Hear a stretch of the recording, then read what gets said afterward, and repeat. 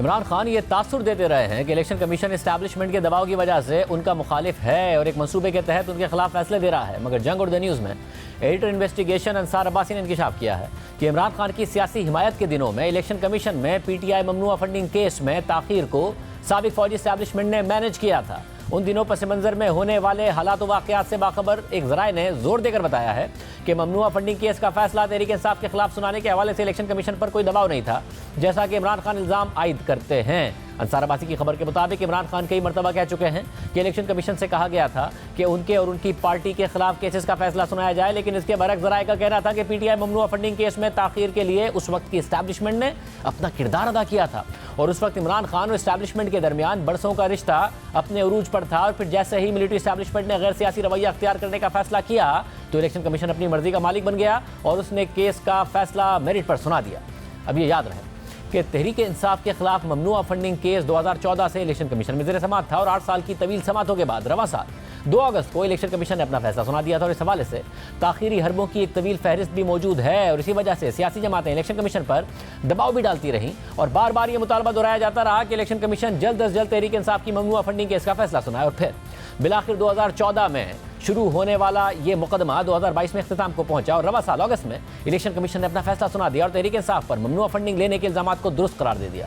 تاہم یہ کیس مکمل ہونے تک الیکشن کمیشن میں 2 چیف الیکشن کمشنرز آئے۔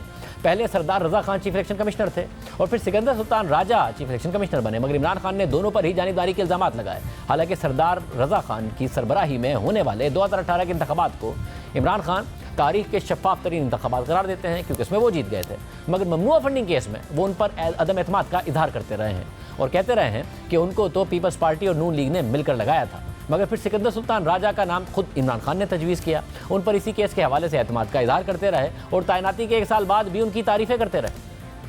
مگر بھی ڈسکا ضمنی الیکشن میں تحریک انصاف کی مداخلت کا پردہ فاش کرنے پر عمران خان سکندر سلطان راجہ سے ناراض ہو گئے، ان کی مخالفت شروع کر دی، اور اب تو ان کی تعیناتی کی ذمہ داری بھی اسٹیبلشمنٹ کے کندھوں پر ڈال چکے ہیں۔ اس کیس کو اتنے عرصے تک فالو کیا، لڑا اکبر ایس بابر صاحب نے، بانی رکن پی ٹی آئی ہیں، وہ ہمارے ساتھ موجود ہیں۔ ہم نے تحریک انصاف کے رہنما کو دعوت دی اس خبر پر بات کرنے کے لیے، وہ نہیں آئے۔ اکبر ایس بابر صاحب بہت شکریہ صاحب۔ مختلف انٹرویوز میں آپ یہ ضرور کہتے رہے ہیں کہ جی جس طریقے سے عمران خان کو سپورٹ کیا جا رہا ہے، جب ادارے ان معاملات سے ہٹیں گے تب اس کیس کا فیصلہ میرٹ پر ہوگا۔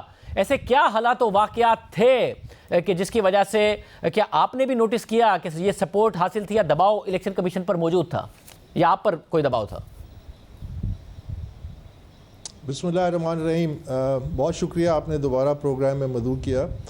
یقیناً جس طرح آپ نے کہا کہ میں کئی دفعہ یہ کہہ چکا ہوں آن دا ریکارڈ کہ اس کیس کو بڑی بری طرح سے مینیج کیا گیا، اور اس کی زندہ مثال یہ تھی کہ اسکروٹنی کمیٹی مارچ 2018 میں بنی، 1 مہینے کا مینڈیٹ تھا، ان کی ٹی او آر میں لکھا ہوا تھا، اور اس کو 4 سال لگ گئے۔ جب ہم اسٹیٹ بینک کا ریکارڈ مانگتے تھے وہ ہمیں لکھ کے دے دیتے تھے کہ ہم آپ کو نہیں دے سکتے، کہ پی ٹی آئی اعتراض کرتی ہے، تو جن کی انکوائری ہو رہی تھی تو ظاہر ہے وہ تو نہیں چاہیں گے کہ ان کے خلاف ثبوت جو ہے وہ منظر عام پہ آئے، اور جو باقی آپ نے تمام عوامل بتائے تو یقیناً بہت بری طرح سے مینیج ہوا۔ اور اس کو وہ ڈیلینگ جو فیکٹر تھے، جس طرح ابھی انصار عباسی صاحب نے لکھا کہ ریٹائرڈ آفیسرز جو تھے انہوں نے اس کو ڈیلے کرنے میں ایک اہم کردار ادا کیا، اور وہ تمام تفصیلات لکھی۔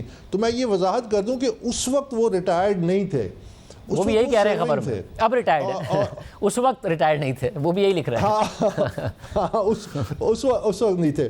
تو اب میں تو چونکہ گواہ ہوں، میں تو ایک آئینی گواہ ہوں، مجھے تو اب چونکہ یہ سٹوری آئی ہے تو میں وضاحت میں کچھ جانا چاہتا ہوں، لیکن میرا پہلے دن سے یہ مقصد تھا، میں کہتا آ رہا ہوں کہ میں بہت سارے حقائق ہیں وہ سامنے اس لیے نہیں لا رہا کہ میں اداروں کو بدنام نہیں کرنا چاہتا، میں اداروں کی اصلاح چاہتا ہوں۔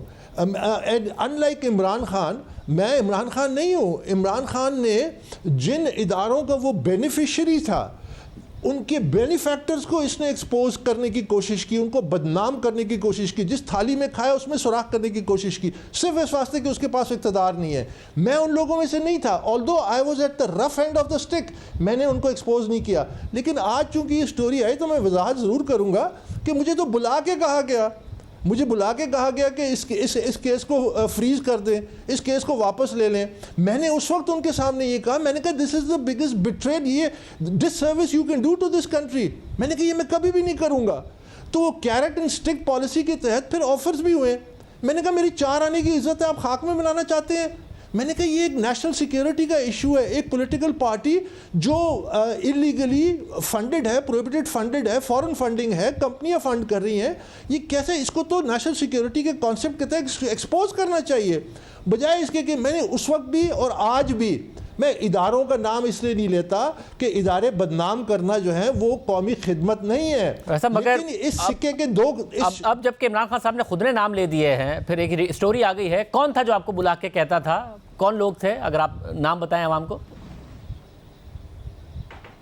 دیکھیے میں نام نہیں لوں گا, میں اس ادارے کا نام بھی نہیں لوں گا. مجھے یہ ہمارے ادارے ہیں, ہم نے ان کو بدنام نہیں کرنا, ہم نے ان کی اصلاح کرنی ہے. میں اسی لیے آپ کے سامنے ایک بات رکھنا چاہتا ہوں کہ ہمارے ہاں اب حقائق سامنے آ رہے ہیں. حقائق سامنے رکھنے سے بدنامی ہوتی نہیں ہے, اصلاح ہوتی ہے. ہم نے تاریخ میں دیکھا ہے کہ 70-72 سال میں کیونکہ کوئی احتساب ہوا نہیں ہے, جو کام کیے گئے تھے, تو اس لیے اصلاح ہوئی نہیں ہے. ہر 5-8 سال بعد وہی غلطیاں ریپیٹ کی جاتی ہیں. تو اگر اصلاح کرنی ہے تو پھر تو آپ کو نام بتانا چاہیے کہ کون لوگ تھے جو یہ کیا کرتے تھے.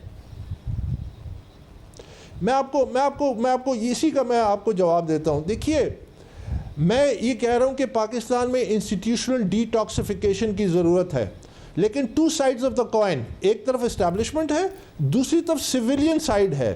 میں دونوں کو ایکسپلین کر دیتا ہوں. جو اسٹیبلشمنٹ سے ہوا, جس طرح جن لوگوں نے یہ اس کیس میں انصاف کو روکا, اس میں طوالت اختیار کرنے کا کہا اور جس طرح مینیپولیٹ کیا, ان کے خلاف انسٹیٹیوشنل میکنزمز موجود ہیں, چاہے وہ ان کیمرہ کیوں ہو, چاہے وہ سیکرٹ کیوں نہ ہو. کارروائی they must be taken to task, یہ امپورٹنٹ ہے.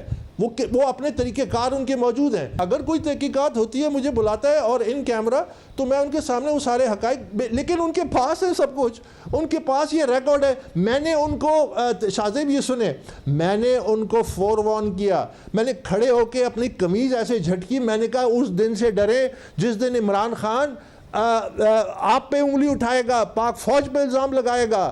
انہوں نے کہا کیوں؟ میں نے کہا اس لیے because he disowns his failures and he owns other successes, because he bites the hand that feeds him, because he's a celebrity looking for more fame. وہ پالیسی اور ایک جو فیم تھا اس کا ایک کمبینیشن تھا. پالیسی نکال لیں, he has nothing to offer, he's just looking for more fame.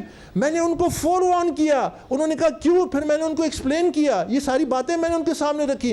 آج اللہ نے مجھے صحیح ثابت کیا کہ یہ آج پاکستان کے ان اداروں کو بدنام کر رہے ہیں جو اس کے بینیفیکٹرز تھے. ان تمام معاملات کی تحقیقات ہو, اور جب تحقیقات ہو تو آپ بھی جو تحقیقات کے سامنے یہ سارے حقائق رکھیں, کیونکہ آپ عوام کے سامنے آپ کہہ رہے ہیں کہ ٹی وی پر آپ یہ بات نہیں کرنا چاہتے, مگر اگر تحقیقات ہو اس کے سامنے رکھیں. مگر ارشد سارا لیگل روٹ تو اپنایا تھا تحریک انصاف نے, ظاہر ہے اس میں التوا مانگتے رہے, کبھی آپ کو روکنے کے لیے وہ عدالت چلے جاتے, کبھی الیکشن کمیشن کے آگے روکنے کی کوشش کرتے. تو جو ساری کی ساری کوششیں تھیں اور جتنے بھی التوا تھے, اس میں تو کوئی شک نہیں ہے کہ تاخیری حربے استعمال کیے ہیں, مگر وہ لیگل روٹ کے ذریعے کیے تحریک انصاف نے. لیگل اینڈ انلیگل طریقے سے انہوں نے کون سا حربہ, they tried every trick in the book and beyond case کو ڈیلے کریں, مینیپولیٹ کریں. میں نے آپ کے سامنے مثال رکھ دی, 1 مہینے کا مینڈیٹ تھا اسکروٹنی کمیٹی کا, 4 سال لگ گئے. صرف اسی کی تحقیقات کر لیں جو لوگ اس میں تھے کہ بھئی یہ 4 سال کیوں لگے, آپ کا تو مینڈیٹ 1 مہینے کا تھا. آپ کے سامنے اسٹیٹ بینک کا ریکارڈ جولائی 2018 میں آ گیا تھا, اسی اسٹیٹ بینک کے ریکارڈ میں آپ نے رپورٹ بنائی جو جاری ہوئی جنوری 2022 میں, تو آپ تو 1 مہینے میں وہ رپورٹ بنا سکتے تھے. تو کیا وجوہات تھی, سب کو پتہ ہے. تو وہ جو ڈیلینگ ٹیکٹکس تھے. اچھا اس میں ایک اور اہم بات ہے, دیکھیے میں سمجھتا ہوں کہ الیکشن کمیشن کو اس وقت سپورٹ کرنے کی ضرورت ہے. اداروں کو چاہیے اس کو مضبوط کریں, ان کی راہ میں رکاوٹیں نہ کھڑی کریں. یہ جو پریزنٹ چیف الیکشن کمشنر ہے اور یہ ٹیم ہے, انہوں نے بڑے بولڈ فیصلے کیے ہیں, ان کو انکریج کرنا چاہیے. This is the only way forward. Unfortunately رکاوٹیں کھڑی کی جا رہی ہیں الیکشن کمیشن میں. مثلا اس کیس میں 12 کم از کم ریٹ پٹیشنز ہوئیں. ایک طرف آئین کہتا ہے الیکشن کمیشن کا اختیار ہے کہ فنڈنگ کے معاملات کو سنیں. Supreme court Hanif Abbasi case میں کہتا ہے کہ الیکشن کمیشن کے پاس مکمل اختیارات ہیں کہ وہ ٹرائل کورٹ کے طور پہ تمام معاملات سنیں اس کیس کے حوالے سے, میرے کیس کے حوالے سے. اس کے باوجود جب 12 ریٹ پٹیشن ہوتی ہیں ان کو کیوں انٹرٹین کیا جاتا ہے؟ مجھے آپ بتائیے, ہاں جب الیکشن کمیشن فیصلہ دے دے آپ کے پاس لیگل ریمیڈی کے لیے ہائر کورٹس میں آپشنز ہیں, لیکن اگر آپ کہتے ہیں کہ جی اس کو سیکرٹ رکھا جائے, آپ نے انٹرٹین کیا, اکبر بابر کو نہ شامل کیجیے, آپ نے انٹرٹین کیا, الیکشن کمیشن کا مینڈیٹ نہیں ہے, انٹرٹین کیا, اور ٹریویلس ترین باتوں پہ آپ نے, انہوں نے ریٹ پٹیشنز کی, ان کو انٹرٹین کیا, تو اسے ڈیلے ہوا نا. یہ میں کہتا ہوں کہ یہ اداروں کو ایسے ان سب کو دیکھنا پڑے گا, صرف it's not just the establishment جنہوں نے رول ادا کیا,